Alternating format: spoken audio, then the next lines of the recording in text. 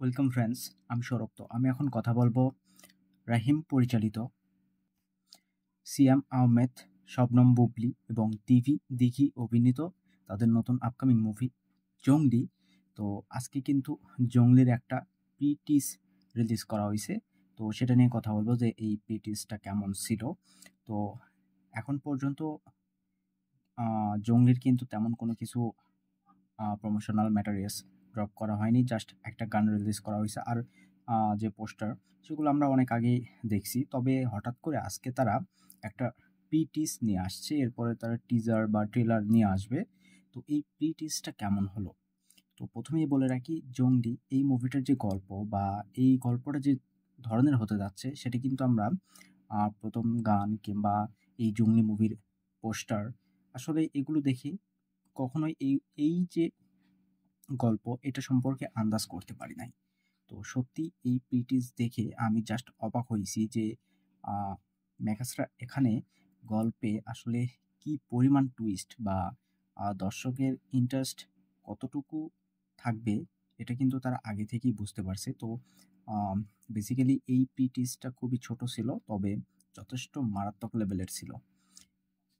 এই যে জঙ্গলি, এটা কিন্তু একটা সত্যি ঘটনার অবলম্বনে জংলি মুভিটা কিন্তু তারা নির্মাণ করতেছে। বেসিক্যালি জংলিতে একটা লাভ স্টোরি দেখানো হবে, এবং যে লাভ স্টোরি আসলে একটা রিয়েল স্টোরি থেকে তারা ইন্সপায়ার বা সেখানে তারা কিছু চেঞ্জেস করে এই গল্পটা তারা সাজিয়েছে। তো এটা আমার কাছে প্রথমত খুবই ইন্টারেস্টিং মনে হয়েছে। আর বেসিক্যালি এই প্রিটিজটা যে লেভেলের বা যেভাবে ডিজাইন করা হয়েছে, এটা আমার খুবই ভালো লাগছে। তো আমরা প্রথমে দেখতে পাচ্ছি একটা মানে সাজানো বাড়ি, অর্থাৎ বিয়ে বাড়ি সাজালে যেরকম হয় আরকি, বাংলাদেশে যেভাবে তাদের বিয়ে অনুষ্ঠান হয় আরকি। তো সেখানে আমরা সিয়াম আহমেদকে দেখতে পাচ্ছি।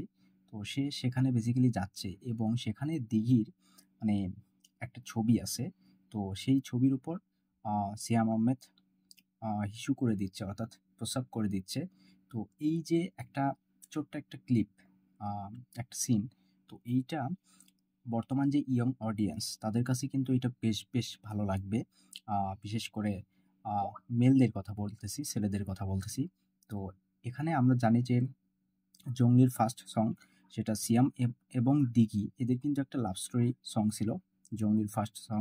তো এদের একটা লাভ স্টোরি থাকবে, একটা লাভ অ্যাঙ্গেল দেখানো হবে, যেখানে আ মেবি দিঘি সিয়ামকে আ রেখে অন্য কাউকে বিয়ে করে, এবং সেই বিয়ে বাড়িতে গিয়ে দিঘির ছবির ওপরে আ মুতে আসে সিয়াম আহমেদ। তো দুর্দান্ত একটা লাভ স্টোরি। আর যেভাবে এই ছোট্ট একটা সিনকে যেভাবে সাজানো হয়েছে, তো এখানে বেসিক্যালি একটা কাবির সিং ওয়েব কিন্তু আমরা পাচ্ছি। তো সো ইন্টারেস্টিং। তো প্রস্রাবের সিনটার আগে আর কি, ইস্যু করার সিনটার আগে ফার্স্ট কাট কিছু সিন দেখানো হয়, অর্থাৎ সিয়াম আহমেদ এবং দিঘি মেবি তাদের লাভ স্টোরি যে সিনগুলো, তো যেটাকে দিয়ে দর্শকের ইন্টারেস্টটা মানে দর্শকের মনোযোগটা কাড়ার একটা তাদের চেষ্টা ছিল, এবং যে চেষ্টা তারা সত্যিই বলতে সফল হইছে। সত্যি কথা, এই টিজারটা আমার কাছে দুর্দান্ত লাগছে। প্রথমত যেভাবে ফার্স্ট কাটে যে রোমান্টিক সিনগুলো দেখানো হয়, লাভ স্টোরি সিনগুলো, সেটা খুব সুন্দর ছিল। এবং আম মানে সিয়াম আহমেদ তিনি ছবিটার উপরে প্রস্রাব করতেছে, হিসু করতেছে, এবং ব্যাকগ্রাউন্ডে যে গানটা সত্যি আমার কাছে খুবই ভালো লাগছে। ব্যাকগ্রাউন্ড মিউজিক এটা এই গানটার কারণে অসাধারণ হইছে। এবং শেষ ভাগে দেখবেন যে ফার্স্ট কাট কিছু অ্যাকশন সিন দেখানো হয়, এবং সিয়াম আহমেদ তার কিন্তু একটা অদ্ভুত লোক কিন্তু দেখানো হয়। মানে উস্কো-খুস্কো চুল, আ লম্বা গোঁফ, দাড়ি। তো এই যে লুকটা, এটা কিন্তু আমরা অনেক আগে দেখে ফেলেছি। যার কারণে খুব একটা ইন্টারেস্টিং মনে হচ্ছে না। তবে যখন টিজার বা ট্রেলার ড্রপ করা হবে, তখন এটা আরো ইন্টারেস্টিং হবে। তো আমার কাছে এই জিনিসটা খুব ইন্টারেস্টিং মনে হইছে, এবং বাংলাদেশে বিশেষ করে এই যে কাবির সিং ওয়াইফ, তো এটি কিন্তু যথেষ্ট ভালো লাগবে বা দর্শক খাবে কিন্তু।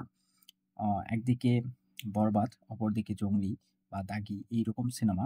তো সেখানে আসলে জংলি কিন্তু এখন পর্যন্ত দুর্দান্তভাবে তাদের প্রমোশনাল ম্যাটেরিয়ালস গুলো একের পর এক ড্রপ করতিছে।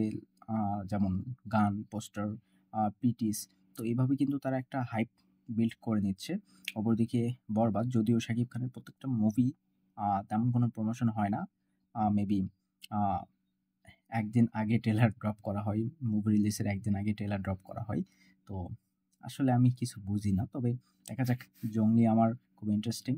আ কতটুকু ব্যবসা সফল এই মুভিটা হয় বা ব্যবসা করতে পারে, এটাই দেখবার বিষয় যে 'বরবাদের' সঙ্গে শাকিব খানের সঙ্গে সিয়াম আহমেদের লড়াইটা কিরকম হয়। তো যাই হোক, এখন আমি ভিডিও বানানোর মুডে নাই। তো যার কারণে কথা বলতে সমস্যা হচ্ছে। আমার একটু ঘুম ধরতেছে। তো ভিডিও ভালো লাগলে অবশ্যই একটা লাইক করবেন, শেয়ার করবেন আর এই চ্যানেলটা সাবস্ক্রাইব করবেন। ধন্যবাদ।